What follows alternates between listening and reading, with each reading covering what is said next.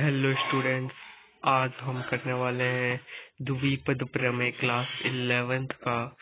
और ये इसका पार्ट 2 है। और हम इसमें हिंदी मीडियम में जी की तैयारी करवाते हैं और साथ ही मैं आपको एनसीईआरटी के भी क्वेश्चन कराऊंगा। आपका जो एनसीईआरटी के प्रश्नावली एक है इस चैप्टर की, उसके अंदर द्विपद प्रसार के बारे में है, तो इसलिए हमें सबसे पहले द्विपद प्रसार के बारे में जानना जरूरी है। ये एनसीईआरटी में भी इम्पोर्टेंट है और आपके जेईई के एग्जाम में भी इससे क्वेश्चन आते हैं और इससे ही आते हैं। तो द्विपद प्रसार बहुत ज्यादा इम्पोर्टेंट टॉपिक है, इसलिए ध्यान से समझना इस टॉपिक को। सबसे पहले हम बात करते हैं सूत्रों की। क्या है इसमें पहली बात, ध्यान से। द्विपद प्रसार यानी कोई दो पद है, उसकी कोई आपको घात दे रखी है, तो उसका प्रसार किस रूप में होगा। उससे पहले मैं आपको एक चीज बता दूं, जैसे एग्जाम्पल के तौर पे आपने छोटी क्लासों में ये चीज देख ली होगी। जैसे आप जानते हैं कि a प्लस बी का होल स्क्वायर क्या होता है, A square plus 2ab plus B square, है ना। तो कुछ इस प्रकार की चीजें हैं और कुछ फॉर्मूले हैं। क्या है फॉर्मूले, ध्यान से समझना। द्विपद प्रसार, देखो पहला पार्ट, अगर आपको दे दिया x प्लस ए की पावर n, यहाँ पे दो टर्म ही है x प्लस ए। मैं वैसे a प्लस बी भी ले सकता था, मैंने सोचा x प्लस ए ले लेते हैं, या फिर a प्लस बी ले लेते हैं, कोई दिक्कत नहीं है, a प्लस बी ले लेते हैं।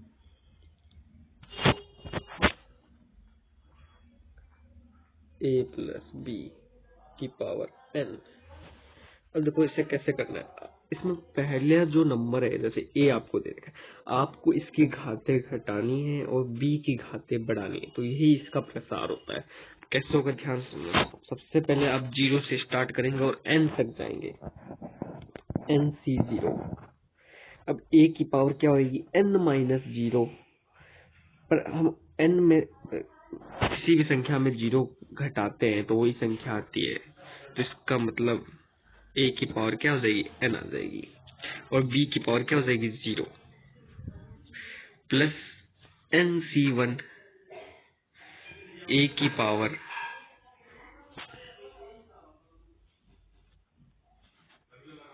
nc1 a की power n minus 1, n minus 1 b की पावर 1, प्लस nc2 a की पावर n माइनस 2 b की पावर 2। ये ऐसा चलता रहेगा, आखिरी में क्या आएगा, ncn a की पावर 0 b की पावर n। समझ रहे हो बातों को, कि आपको पहले 0 से स्टार्ट करना है और पहले की घात, मतलब जो पहली संख्या उसकी घातों को घटाते रहो और दूसरी की घातों को बढ़ाते रहो, ठीक है। अब इस पे कुछ क्वेश्चंस कर लेते हैं। क्वेश्चंस बहुत इंपॉर्टेंट। अब यही चीज माइनस में आ जाएगी, यही चीज प्लस में आ जाएगी, तो इसमें ज्यादा कुछ बताने की जरूरत नहीं, यही होता है द्विपद प्रसार। अब इसके जब क्वेश्चन करेंगे ना, तो आप चीजों को समझ पाओगे ध्यान से। तो एक और बात बता ही देता हूँ, जैसे कि आपको दे दिया 1 प्लस एक्स की पावर n, 1 प्लस एक्स की पावर n, इसका प्रसार लिखिए। तो कैसे लिखोगे, ध्यान से सुनना। देखो 1 की पावर कुछ भी हो, आंसर तो 1 ही आता है, और उससे मल्टीप्लाई कराओगे तो वही संख्या आएगी। तो इसका सीधा सा आंसर आता है nc0 plus nc1 x plus nc2 x square, plus ये ऐसे ऐसे चलता रहता है, आखिरी में आता है ncn x की पावर n। अब ऐसा क्यों लिखा, ध्यान से समझो। nc0 का मतलब क्या था, आप पहले की घात n रखोगे और दूसरे की घात 0 रखोगे। अब देखो पहले एक की घात n है, एक की घात 10 करोड़ रख लो, 20 लाख रख लो, अनंत रख लो, आंसर तो एक ही आएगा। और x की किसी की पावर 0 होती है तो आंसर एक आता है, यानी मल्टीप्लाई 1 इंटू 1 कुछ नहीं हुआ, तो इधर nc0 रह गया। पर दूसरी बार क्या हुआ, एक की पावर वही कुछ भी हो तो एक ही आता है, पर x की पावर इस बार एक है, यहाँ पे x की पावर कितनी है, एक है, तो x की पावर 1 है इसलिए यहाँ पे x आ गया और यही चीजें चलती रहेगी आखिर तक। ठीक है, अब क्वेश्चन की बात करते हैं। पहला क्वेश्चन, इस टॉपिक का पहला क्वेश्चन क्या है? अभी एनसीईआरटी का क्वेश्चन नहीं है, हो सकता है कि मैं जो एग्जांपल ले रहा हूँ एनसीईआरटी का भी हो, पर इससे आपके एनसीईआरटी के क्वेश्चंस हो जाएंगे आराम से। अब देखो क्वेश्चन है 2x प्लस 3y की पावर 5 का प्रसार ज्ञात करो।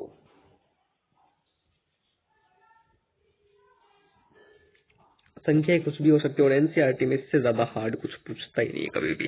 पर आपको जेईई की तैयारी करनी है तो मैं आपको बेसिक से लेकर एडवांस तक के सारे क्वेश्चंस कराऊंगा। अब देखो इसका सॉल्यूशन क्या है, ध्यान से समझना। 2x प्लस 3y की पावर 5 है, n की जगह 5 है तो वही 5c0। 2x की पावर 5 माइनस 0 है तो आप क्या लिख सकते हो, 5 लिख सकते हो। और 3y की पावर 0, जैसे आपको जब धीरे धीरे प्रैक्टिस होगी तो आप इतना लिखोगे नहीं। आप देखो 3y की पावर 0 लिखने का कोई मतलब नहीं, क्योंकि आपको पता है 3y की पावर किसी की पावर 0 होती है तो वो 1 बन जाता है। प्लस 5c1, 2x की पावर 5 माइनस 1 करना है तो आंसर क्या आएगा, इधर 4 आएगा।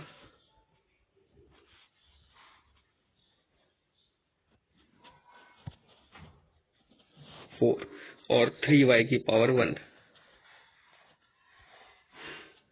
प्लस 5c2, 2x की पावर 3 और 3y की पावर 2। ये सब ऐसे ऐसे धीरे धीरे चलते चलते आखिरी में क्या आ जाएगा, 5c5, 2x की पावर 0, 3y की पावर 5।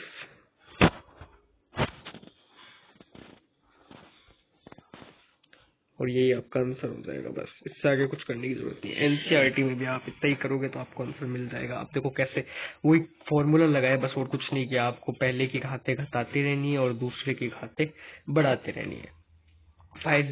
5c 0 से स्टार्ट किया, 2x की पावर 5 कर दी, 3y की पावर 0 कर दी, 5c1 किया, फिर ऐसे घाते घटाते गए और आंसर आ जाएगा आपका। अब जैसे कि आपको क्वेश्चन दे दिया, मान लो एक ऐसे ही मैं क्वेश्चन बना दूं। क्या क्वेश्चन दिया, a प्लस बी का क्यूब, a प्लस बी का क्यूब दे दिया। अब इसे कैसे करोगे, देखो ध्यान से समझना। 3c0, a की पावर 3, b की पावर 0 प्लस 3c1, a की पावर 2, b की पावर 1 प्लस 3c2, a की पावर 1, b की पावर 2 प्लस 3c3, a की पावर 0 और b की पावर 3। अब देखो इसे खोलोगे तो आंसर क्या आएगा, 3c0 है, इधर तो आ जाएगा 3, a क्यूब का a क्यूब, किसी की पावर 0 1 होता है, 3a क्यूब हो गया, प्लस 3c1 का मतलब 3 हो गया, a स्क्वायर b, ठीक है, प्लस 3c2 का मतलब भी क्या होता है, 3 होता है, और यहाँ से क्या आ जाएगा, ए बी स्क्वायर आ जाएगा। 3c3 का मतलब क्या होता है, 1 होता है, तो यहाँ से, और a की पावर 0 भी 1 होती है, यहाँ से आ जाएगा b क्यूब। अब देखो ध्यान से, अब यहाँ पे एक मिस्टेक होगी थोड़ी सी।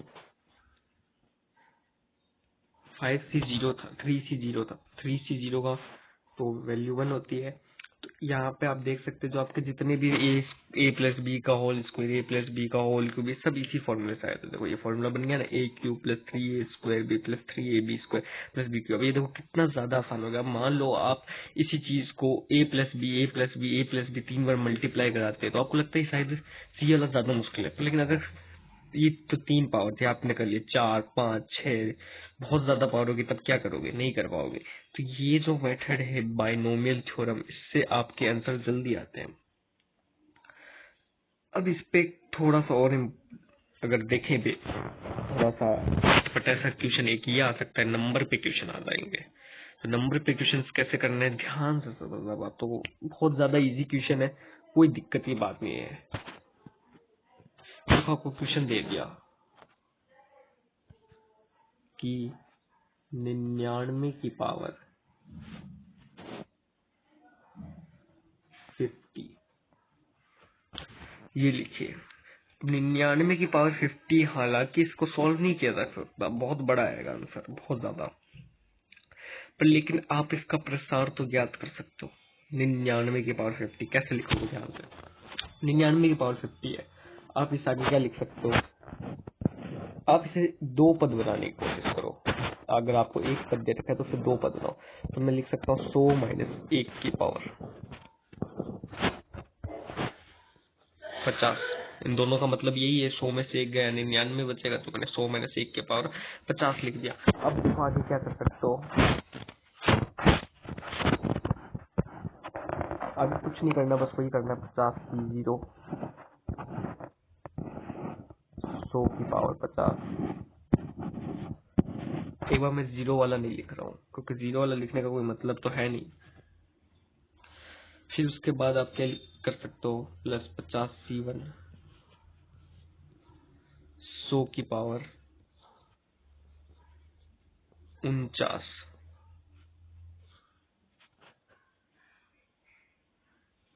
100 की पावर 49 और -1 की पावर 1। ये ऐसे करते करते आखिरी में क्या आ जाएगा, 50c50, 100 की पावर 0 -1 की पावर 50। तो आप इसे बेशक आंसर नहीं निकाल पाएंगे, बहुत ज्यादा बड़ा है 99 की पावर 50 वाले का। अगर मान लो 99 की पावर 5 है 4 है, उसका तो आंसर आप निकाल लोगे आराम से। अब 99 आप गुणा करेंगे बहुत ज्यादा टाइम लगेगा, पर एटलीस्ट आप इतना तो आंसर निकाल ही सकते हो उसका प्रसार ज्ञात करके। ठीक है, अब इसको थोड़ा सा और एडवांस लेवल तो नहीं है, थोड़ा सा एक्सट्रीम लेवल, जो समझ लो कि अगर एनसीईआरटी में आ गया तो आप कैसे करेंगे।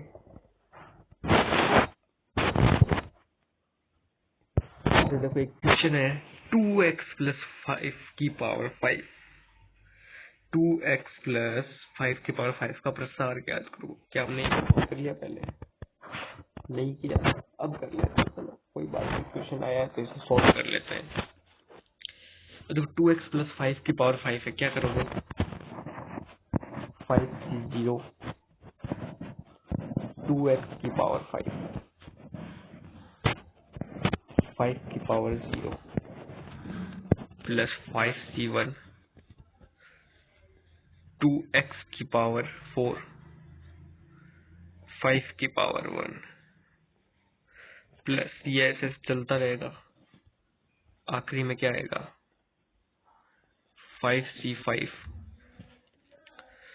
2x की पावर 0, 5 की पावर 5, और ये आपका आंसर हो गया।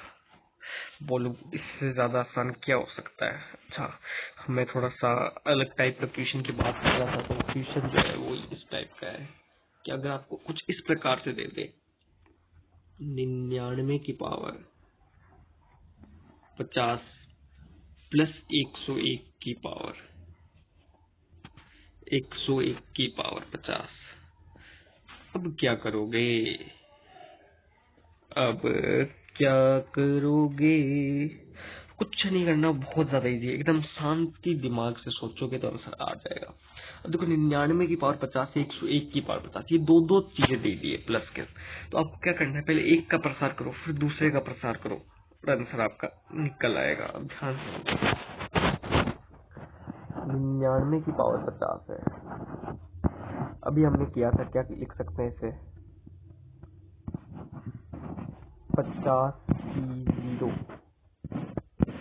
100 की पावर 50, एक -1 की पावर 0 प्लस 50 100 की पावर 49 -1 की पावर 1 प्लस, ये ऐसे चलता चलता आखिरी में क्या दे देगा आंसर, 50 50 100 की पावर 0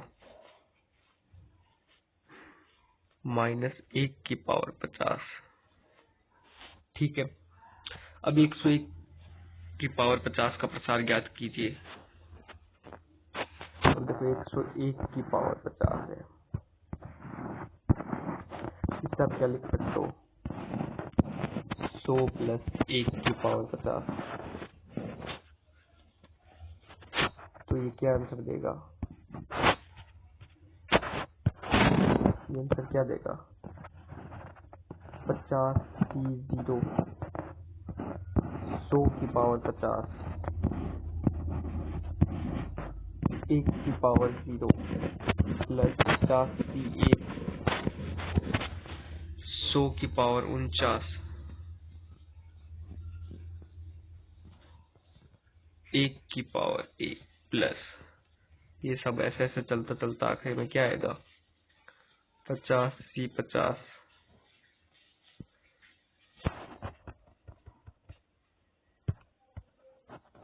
प्लस आखिर में क्या आएगा, 50 50 100 की पावर 0 -1 की पावर 50।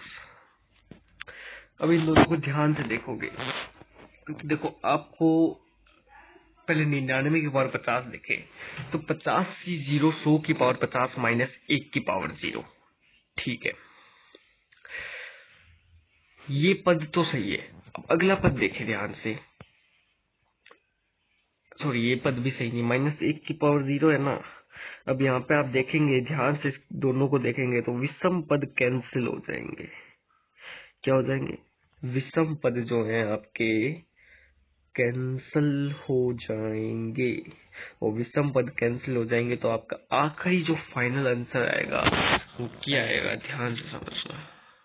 नेक्स्ट पेज ले लेते हैं, तो जो आपका फाइनल रिजल्ट आएगा वो अभी मैं लिखता हूँ। देखो ऊपर वाले में माइनस था, नीचे वाले में प्लस था, तो विषम पद आपस में कट रहे थे, तो फाइनल जो रिजल्ट आएगा वो क्या आएगा। अब देखो बाकी सारे दोनों चीजें सेम सेम थी, तो मैंने दोनों में से दो कॉमन, मतलब दो बाहर निकाल लिया, और दो बाहर निकाल लिया तो अंदर क्या बच जाएगा, 50 0 100 की पावर 50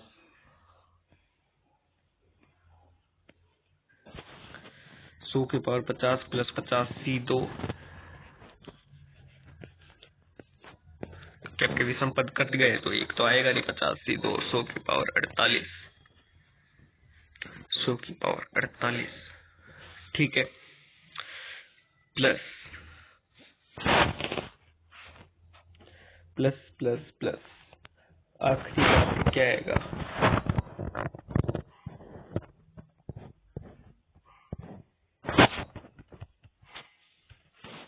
आखिरी में आपका क्या आएगा, 50 50। ये आपका आंसर हो गया। हाईएस्ट एनसीईआरटी इतना हार्ड पूछ सकती है, उससे ज्यादा नहीं पूछेगा। अब हम कुछ और देखते हैं क्या करना है। कुछ इम्पोर्टेंट बिंदु है, वो इम्पोर्टेंट बिंदु बहुत ज्यादा जरूरी है, ध्यान से समझना, बहुत काम के है। क्या है समझते हैं। इम्पोर्टेंट बिंदु क्या है, वो इम्पोर्टेंट बिंदु,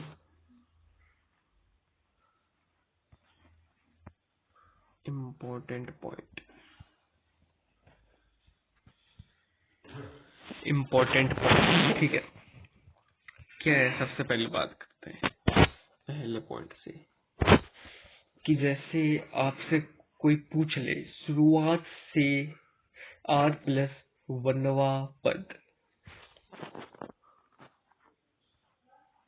शुरुआत से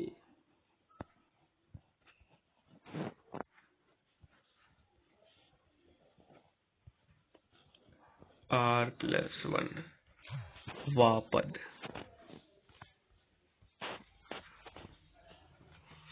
तो क्या होता है टी आर प्लस वन क्या होता है टी आर प्लस वन यानी कि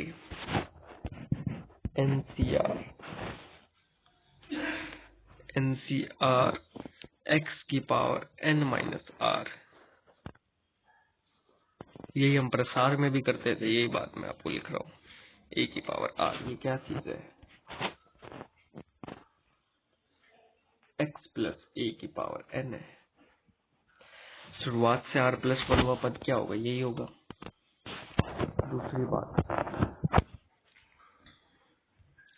दूसरी बात क्या है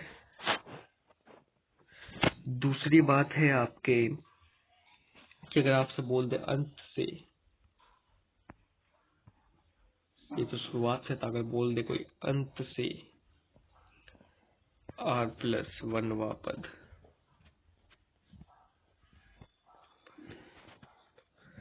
देखो अंत से आर प्लस वनवा पद क्या होगा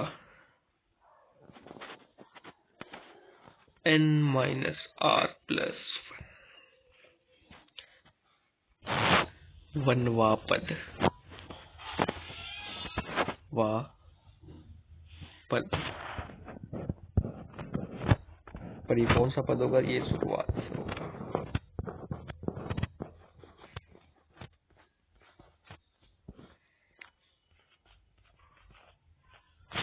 ठीक है। अब बहुत जरूरी बात,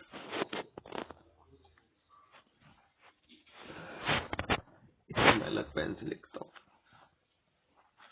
मध्य पद मिडल टर्म, इस पे बहुत ज्यादा क्वेश्चंस आते हैं, एनसीईआरटी में भी आपको दिख जाएंगे।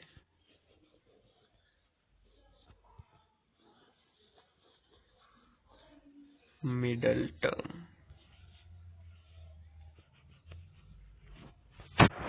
ध्यान से समझना मिडल टर्म कैसे निकालोगे आप। एक काम करते हैं, नेक्स्ट पेज ले लेते हैं। देखो मिडिल टर्म आपको निकालना है तो ध्यान से समझना, अगर n सम है, n क्या है सम है, n सम है तो मिडिल टर्म निकालने का फॉर्मूला होता है आपके T N plus two upon में two. T N plus two upon में टूवा जो हो पद होगा ना वो ही आपका मिडिल टर्म होगा। पर अगर n विषम है, n विषम है,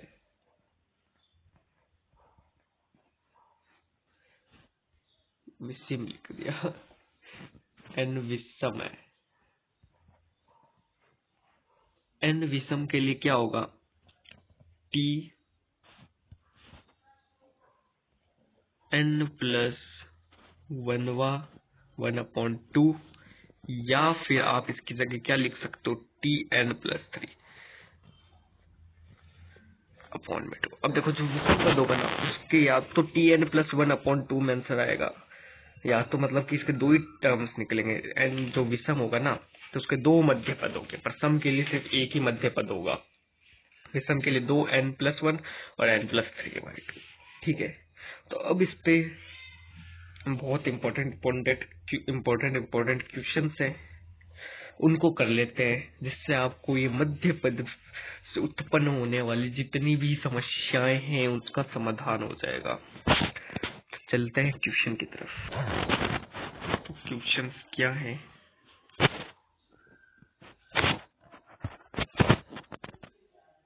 क्वेश्चन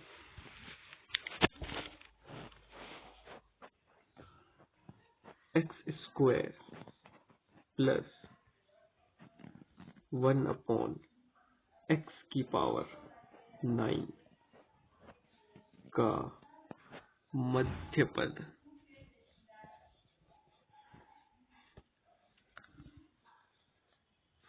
ज्ञात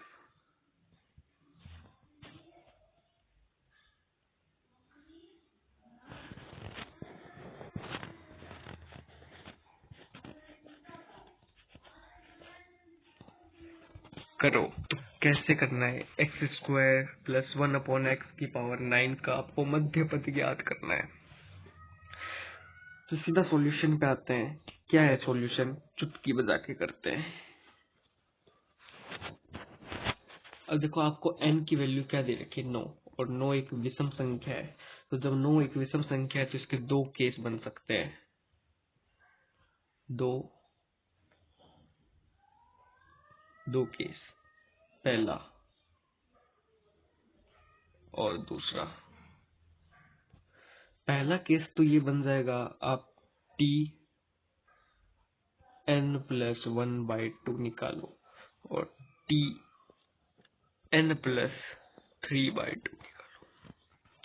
अब Tn+1 निकालोगे यानी T9+1 हो जाएगा बाई 2। यहाँ से T9+3/2। ठीक है।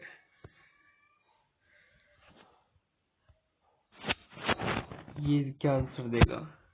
ये जो आंसर देगा, देखो T9+1 क्या हो जाएगा? T10 हो जाएगा, और 10 में 2 का डिवाइड करने पे 5 आ जाएगा। 5 पांचवा पद, और यहाँ से क्या आएगा? 9 3 12 हो जाएगा, छठा पद। और यही आपका आंसर है।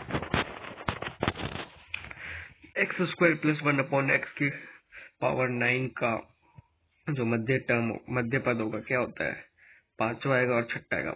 ये पूछ ले, ये देखो मध्य पद ज्ञात करो बोला। अब मध्य पद है कौन सा? अब देखो मध्य पद ज्ञात करो। इसके आगे हम और भी कर सकते हैं। अगर हम T5 और T6 की अब आप वैल्यू निकाल लो।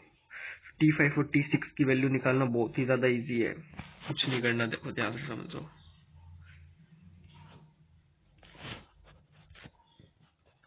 T5 और T6 की वैल्यू निकाल लो, आप ध्यान से समझो।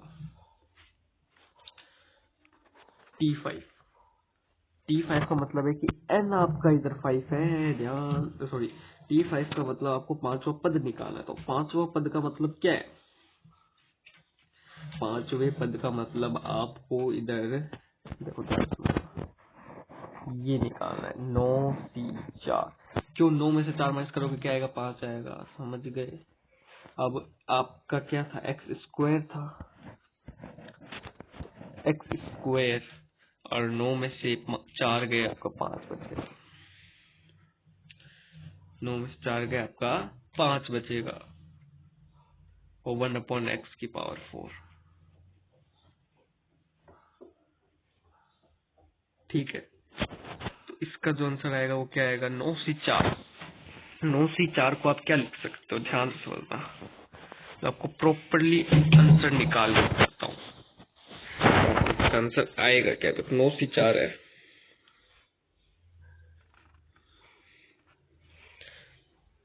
9 × 8 × 7 × 6, 1 × 2 × 3 × 4। 4 और 2 से ये 8 चला जाएगा, 3 से ये 2 चला जाएगा, और साथ में आपका देखो x⁴ 2 है और उसकी पावर 5 है। तो यहाँ पे क्या आएगा? x⁴ 10 और गुणा में 1/x⁴। ये कट जाएगा, इधर 6 बचेगा। तो आंसर क्या आएगा? 9 7 63। इधर पूरा करता हूँ। देखो आंसर क्या आएगा? 9 7 63 आता है, इंटू 2x⁴ 6। इसको और सॉल्व करोगे तो आंसर क्या आएगा? 126x⁴ 6। तो यही आपका आंसर है। अब वैसे T6 निकाल लो। T6 का मतलब क्या हो जाएगा? 9C5 x⁴2, और इधर क्या आ जाएगा? 4, और 1/x⁴5।